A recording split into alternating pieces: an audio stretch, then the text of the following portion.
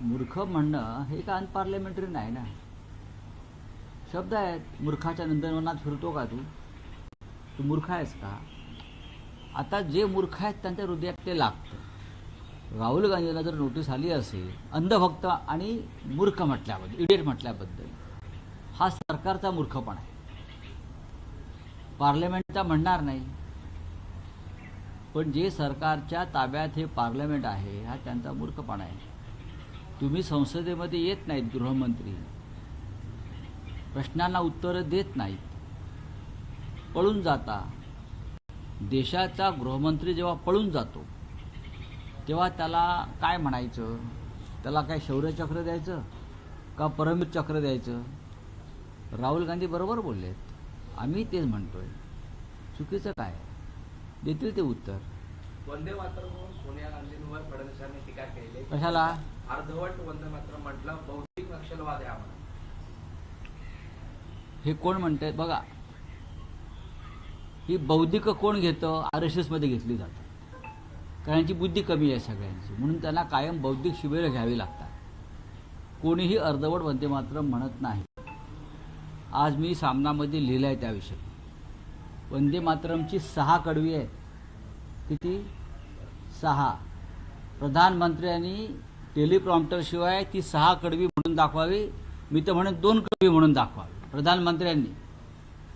देवेंद्र फडणवीस यांनी सुद्धा 6 कडवी समोर उभं राहून म्हणून दाखवावी.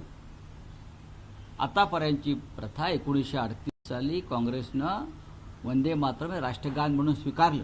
काँग्रेसने स्वीकारलं, BJPने नाही स्वीकारलं वंदे मातरम. 1836 साली काँग्रेसच्या अधिवेशनामध्ये प्रथम रवींद्रनाथ टागोर यांनी वंदे मातरमचं गान केलं.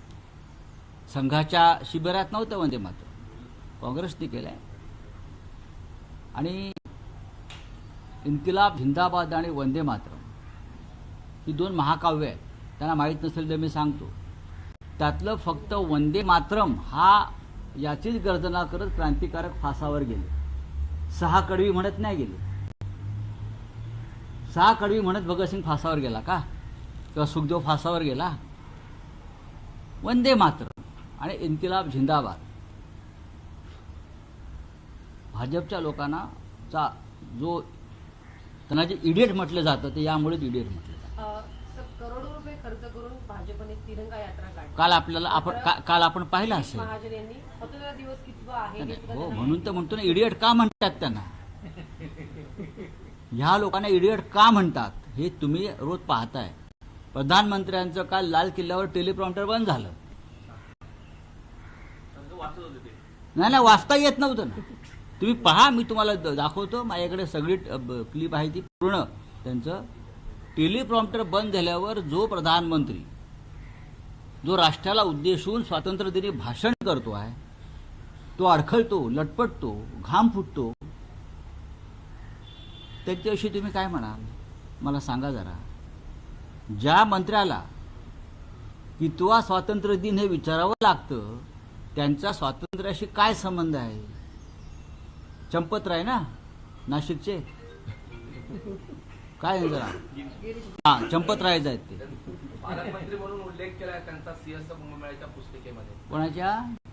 सिंहस्थ कुंभमेळ्याचं जे पुस्तिका ते कुंभमेळा मंत्री म्हणून त्यांची नियुक्ती केलेली आहे. पालकमंत्री सगळे इडियट लोक एकत्र आणून सरकार चालवलं जात आहे महाराष्ट्रात आणि देशात सुद्धा. प्रत्येक इडियट शोधून इडियट काढतात ते आणि मग त्याला कॅबिनेट मंत्री, राज्यमंत्री, हा सगळं इडियट कॅबिनेट आहे. घ्या माझ्यावरती तक्रार आणि घ्या माझ्यावरती FIR. तर बार काउन्सिल ऑफ इंडियाचे मनन शर्मा यांनी काल पत्र काढलं आणि सगळे जे लॉ विद्यार्थी आहेत त्यांची देखील त्यांनी माफी मागितली. ज्या प्रकारे नालसाच्या विद्यार्थ्यांवरती ॲडव्होकेट होऊ नये असं त्यांनी सांगितलं होतं. 12 वर्षापासून हा माणूस बार काउन्सिल ऑफ इंडियाचा अध्यक्ष आहे. निवडणूक नाही, काही नाही. माहिती आहे का तुम्हाला? त्याच्याविषयी माझ्याकडे भरपूर माहिती आहे. त्याला आता राज्यसभेत आणलाय भारतीय जनता पक्षात आहे ना, बरोबर ना? पार्लमेंटमध्ये आणल्या कशा करता? यासाठीच. अंधभक्त आहे तो. डॉक्टर, वकील जर अंधभक्त व्हायला लागले तर पेशंट आणि क्लायंट मरून जातील. देशात गोंधळाची परिस्थिती आहे, घोटाळे वाढलेत असं बाबा रामदेव म्हणतात. याचा अर्थ बाबाला हवा बदलत आहे हे कळत आहे, कळलंय आता सरकार बदलत आहे. इशारा दिलेला आहे. आंदोलनाचा करा. इशारा दिलेला याचा अर्थ बाबाला बरोबर कळतं की आता हवा बदलते, सरकार बदलते, पातांजेरीवर रेड पडू शकतात पुढल्या सरकारमध्ये. त्याच्यामुळे बाबा सावध झालेला आहे. गोपीनाथ मुंडेंना काँग्रेसमध्ये घेण्यासाठी सोनिया गांधी तयार होत्या. आता पृथ्वीराज चव्हाण यांनी दावा केलेला आहे, परंतु मनमोहन सिंग हे पक्षांतराच्या विरोधामध्ये होते. अशा प्रकारे शरद पवार यांनी सुद्धा त्यांना तो सल्ला दिला होता. ही जुनी बातमी आहे फार.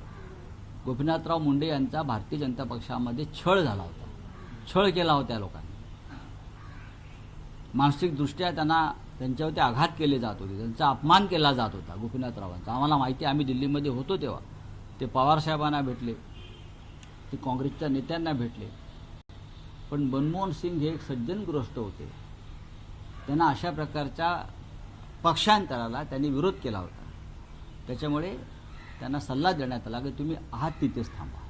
कदाचित जर ते काँग्रेसमध्ये आले असते तर त्यांचे प्राण वाचले असते. चला हिंदी. राहुल गांधी को नोटिस भेजा गया है, शासन आपको भी भेजा है, कंसर्न है। क्यों भेजा है नोटिस आपको